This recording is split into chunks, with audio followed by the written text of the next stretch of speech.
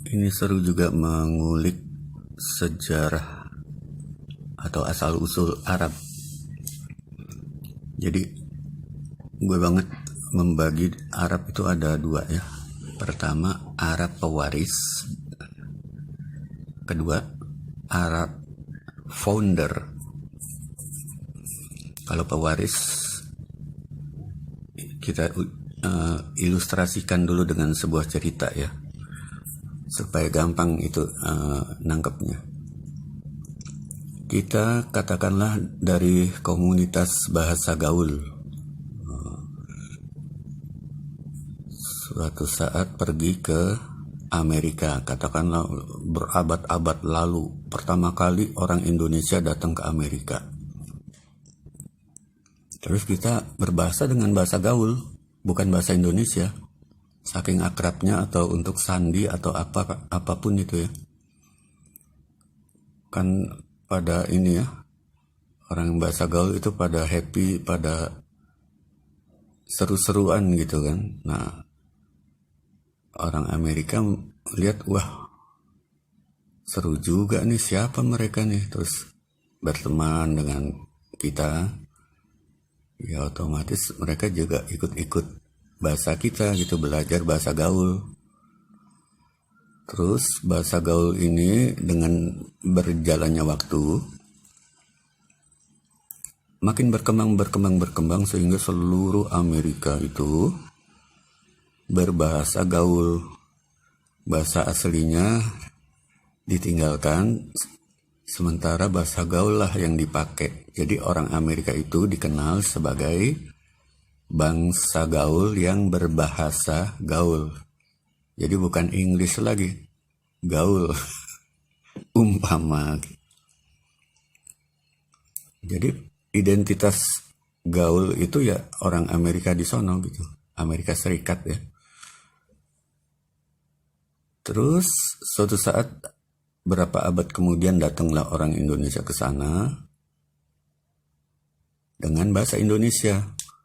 Belum mengerti bahasa gaul itu kayak gimana sih. Mereka ngomong pakai bahasa Indonesia sesamanya. Tapi kalau masalah lagu nyanyian bahasa gaul bisa lah, bisa. Walaupun artinya kagak ngerti, tapi nyanyiin bisa. Nah, mereka nyanyi di sana tuh. Terus orang Amerika itu kaget, wih, kok lu bisa lebih fasih dari kita nih, cengkoknya bisa pas. Kita aja susah untuk nyengkok yang bahasa gaul asli, kok lu bisa gitu kan. Kita juga sama herannya. Lah kita cuma nyanyi doang, nggak ngerti tuh artinya apa tuh. Demen lagunya aja, cuman makna dari syairnya kagak ngerti tuh. Terus kita di sana tinggal selama sekian puluh tahun, terus akhirnya kita dianggap sebagai orang Amerika yang disebut orang gaul, berbahasa gaul gitu kan. Kita orang Indonesia, peranakan Indonesia yang diamerikakan, atau lebih tepatnya digaulkan. Digaulkan masa. Jadi kita udah dianggap sebagai orang gaul, berbahasa gaul gitu kan. Nah, kita dalam hal ini orang yang digaulkan gitu. Sementara orang gaul yang dikenal oleh dunia adalah orang Amerika itu.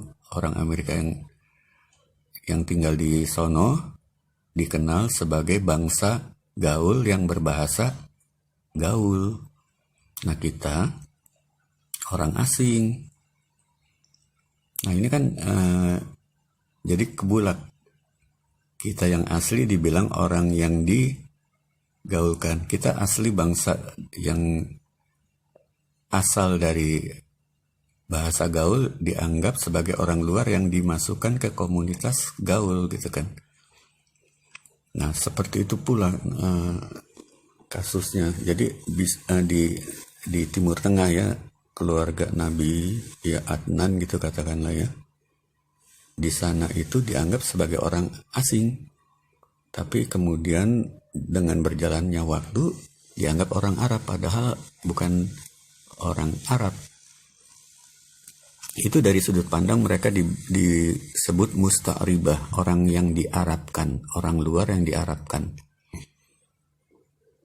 Tapi kan itu satu sudut pandang aja. Kalau pakai sudut pandang origin, ya mereka lah yang orang Arab asli. Adnan dan keturunan itulah yang merupakan Arab asli, sementara yang ada di sekitar mereka di Timur Tengah yang berbahasa Arab itu, mereka itu Arab pewaris. Jadi Arab asli ini Arab founder, Arab pewaris itu ya mereka-mereka itu yang berbahasa Arab pun tidak bisa fasih. Ya, di sana itu di dunia Arab, mereka itu tidak fasih dalam berbahasa Arab. Standar Quraisy itu hanya segelintir yang bisa, yang bisa berbahasa dialek Quraisy yang baik dan benar, itu minoritas. Selebihnya ya terpengaruh oleh bahasa sebelumnya. Umpama yang di Mesir terpengaruh dialek Koptik, yang di Syam ya terpengaruh dialek Assyria atau Funisia atau Aramaik. Tapi mereka semua berbahasa Arab, termaktub dalam dunia Arab yang sudah meninggalkan bahasa lama, kemudian pakai bahasa Arab.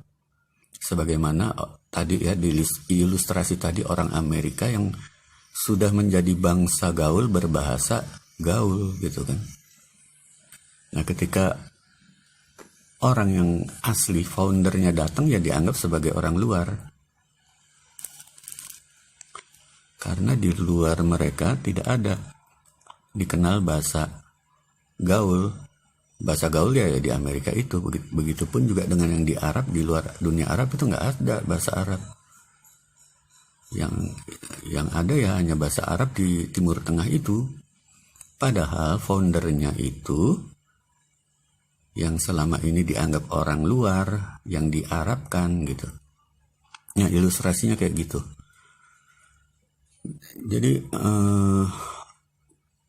founder Arab, baik bangsa Arab atau bahasa Arab itu paling mewarisi kemampuan dalam berbahasa Arab.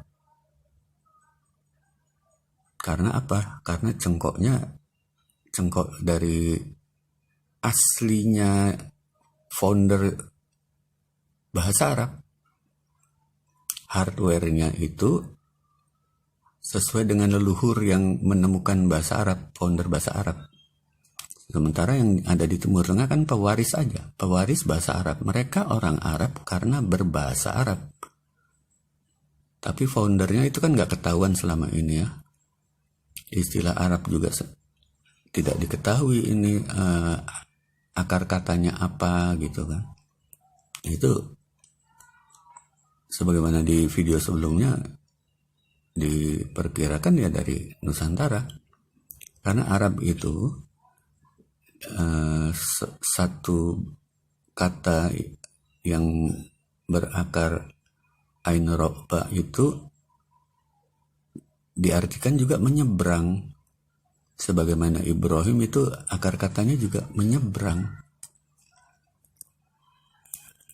Kalau menyeberang kan bukan menyeberang sungai, menyeberang laut. Ya mana lagi kalau bukan Indonesia. Yang paling dekat kultur dan tata perilakunya ya orang Indonesia, karena orang Indonesia beragama Islam. Jadi itu analisis atau prediksi atau hipotesis gue banget kalau dikatakan Arab itu nggak ketahuan asal usulnya bahasa Arab ya, itu dari komunitas yang ada di Nusantara yang menjadi founder bahasa Arab. Tapi memang nggak dikenal di Nusantara, kecuali katanya menyerap bahasa Arab yang ada, ya bahasa Melayu gitu. Baru kemudian menyerap bahasa Arab. Tapi bahasa Arab sendiri tidak dikenal di Indonesia yang berkarakteristik umpamanya mempunyai akar kata. Ya katanya setiap kata itu dianalisis berdasarkan akar kata itu berbicara soal apa gitu kan. Itu nggak dikenal kan dalam bahasa Indonesia. Paling banter waktu di SD diajarin kit, SMP ya, bukit, terus ungkit, tapi itu bukan mekanisme bahasa Arab itu. Mekanisme bahasa Arab kan kitab, kutub, maktab, maktabah, ya sekitar itu gitu. Jadi satu akar kata itu berbunyi berbagai-bagai dengan referen yang berbagai pula ya. Bunyi yang berbeda dengan mengacu pada suatu pengertian, tapi bunyi yang berbeda-beda itu disatukan oleh persamaan akar kata gitu kan. Bahasa Indonesia nggak kenal begitu. Jadi kalau orang Indonesia dikenal sebagai yang paling fasih dalam berbahasa Arab, itu patut diduga ya emang bahasa Arab berasal dari Indonesia. Ya Ismail kan hijrah ke Indonesia kan, menurut Bible kan begitu. Keturunan dari Siti Hajar dan Siti Keturah itu disuruh Nabi Ibrahim untuk hijrah ke timur. Di situ nggak jelas disebut Siti Hajar dan Siti Keturah, tapi istilahnya jamak dari istri-istri Ibrahim, atau di situ terjemahannya apa ya? Kok gundik-gundik gitu ya? Aduh, istilahnya itu loh. Pokoknya wanita-wanita Ibrahim itu disuruh, anak-anaknya dari wanita-wanita Ibrahim disuruh ke timur, pindah ke timur. Yang selain Sarah, ya siapa lagi kalau bukan Siti Hajar dan Siti Keturah. Nah itu asal usul bahasa Arab dari situ. Negeri di mana bahasa Arab dimulai ya dari Nusantara. Founder bahasa Arab itu orang Nusantara. Ya kalau mewarisi bahasa Arab katakanlah Indonesia ya, tapi bahasa Arab itu tidak melukiskan bangsa mana. Setiap yang berbahasa Arab itu ya orang Arab. Jadi kalau ada orang yang fasih dalam bahasa Arab dan bukan orang Indonesia, why not? Itu juga jalur dari orang Nusantara zaman dulu juga kan, secara keturunan. Hardware-nya itu diteruskan gitu, cengkoknya itu diteruskan. Jadi kalau udah bicara cengkok itu ya bicara soal keturunan. Dan kalau keturunan itu nggak mengenal bangsa. Kalau keturunan itu tinggal di Brunei atau di Inggris atau di Belanda, nggak masalah. Mereka itu sebagai bangsa Inggris, bangsa Belanda, bangsa Itali, nggak masalah. Tapi yang pasti hardware-nya diteruskan. Mereka akan bisa bahasa Arab dengan fasih. Ya, orang Afrika sekalipun, orang Eskimo sekalipun, kalau emang keturunan jalurnya dari jalur yang founder bahasa Arab, ya bisa fasih. Jadi itu cengkok dari konteks bahasa. Bagaimana cengkok dari konteks perilaku? Nah, kalau disebut Rasulullah itu diprediksi berasal dari Nusantara, siapa yang paling bisa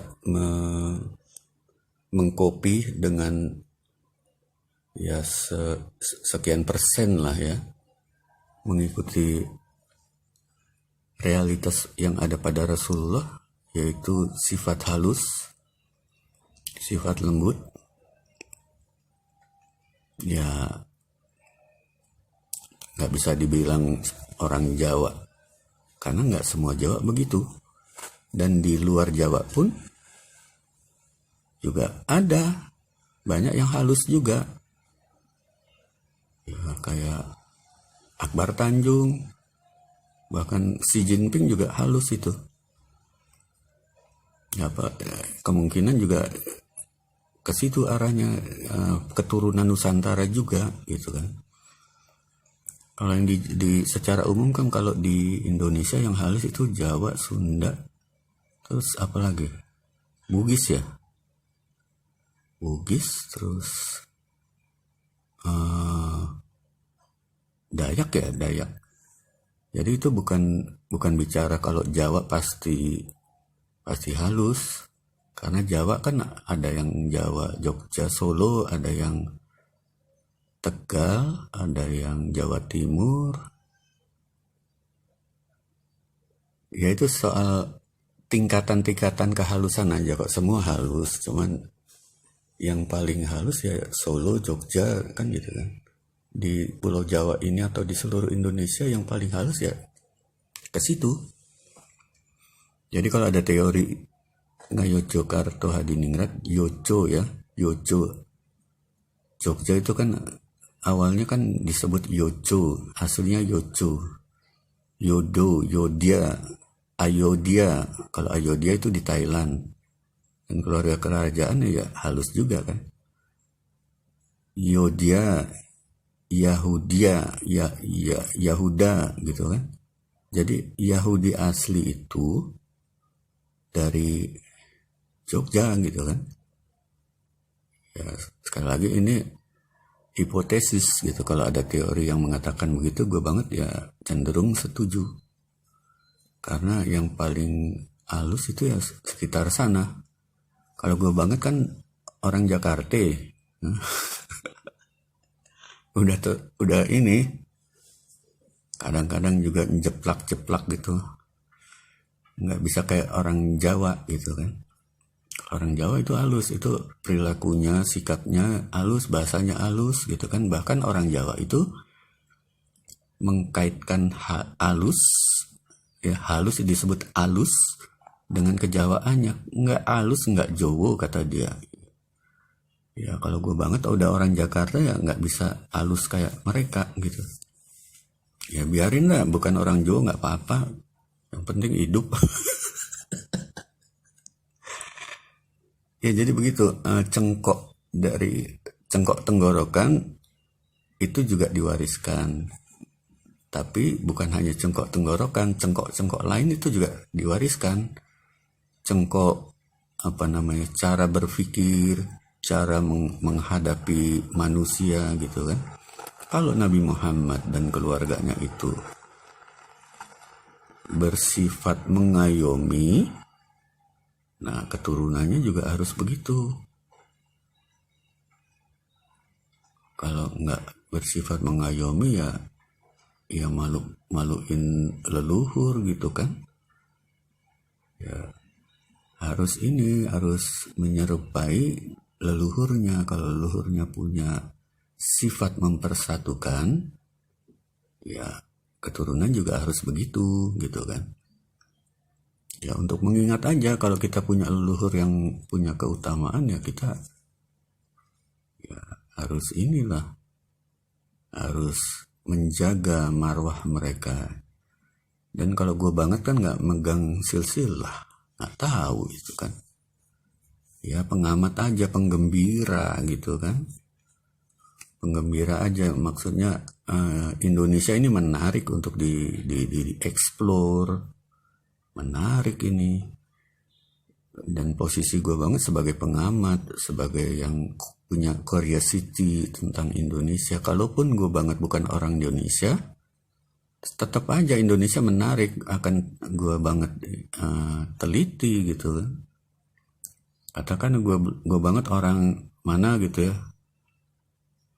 orang Mesir atau orang mana gitu kan, tetap kalau ngelihat Indonesia ya pasti menarik sebagai lahan untuk penelitian gitu kan.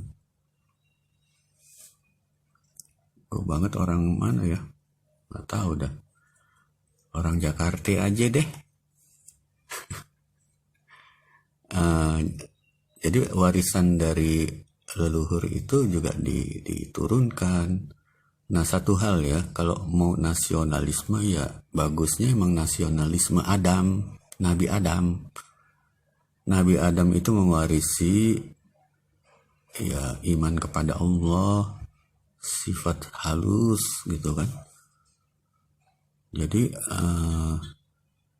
ya katakanlah sifat halus nggak selalu ini ya jalur-jalur yang apa namanya nabi kan. Kalau jalurnya nabi pasti halus gitu kan, tapi kalau jalurnya tidak jalur nabi atau katakanlah jalur nabi tapi kemari-marinya juga udah tidak apa ya samping-sampingnya jalur Nabi Muhammad, jalur Nabi Bani Israel, ya beda klan katakanlah gitu. Umpamanya Bani Hashim itu yang paling halus di kalangan anaknya Adnan ya. Tapi di situ kan banyak klan-klan lain ya sama halusnya, cuman beda tingkatan aja gitu kan. Dan itu emang bukan bicara soal suku kok, bukan bicara soal etnis. Kalau keturunan kan mau pindah kemana terserah kan, terserah. Kalau ada keturunan yang halus pindah ke Burma gitu, ya tetap aja hardware-nya ya halus juga gitu. Pindah ke Nauru ya tetap aja keturunan dari yang itu juga kelompok manusia yang halus budi juga kan. Cuman begini kan, kalau halus itu bisa relatif lah. Semua manusia pasti punya sifat jiwa yang halus ya. Mungkin di luar kelihatannya dianggap kasar, tapi sering kan kita lihat sebenarnya hatinya itu sangat romantis gitu kan, sangat halus, sangat perhatian. Jadi sikap itu nggak bisa dilihat sebagai tolok ukur satu-satunya. Nah kalau ini dia nih, kalau seseorang yang ya penampakannya manusia, kalau mengaku keturunan Adam tapi kok benci dengan nabi-nabi ya, kok benci dengan kebenaran, hobinya bohong melulu, konspirasi, memerangi kebenaran, membenci orang-orang yang baik. Ini perlu dikulik nih, ini asal usulnya gimana ini? Gak mungkin lah kalau keturunan membenci leluhur itu dipertanyakan. Pasti bohong itu. Soalnya ada juga yang ngakunya keturunan Nabi Muhammad terus murtad.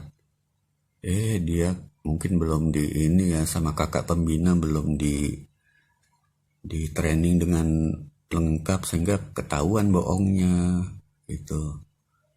Ya dia bilang Nabi Muhammad tidak ada mukjizatnya, ya ketahuan bohong dong. Masa mantan Islam nggak tahu hal kayak gitu, apalagi keturunan Nabi. Jadi itu keturunan Nabi abal-abal itu, bukan keturunan Nabi itu. Nah, kenapa mereka doyan bohong dan menjadikan bohong sebagai ideologi membenci kebenaran? Nah, itu yang harus diteliti itu. Bani Adam bukan itu. Mau neliti, ya teliti aja dah. Mari kita meneliti. Try this at home.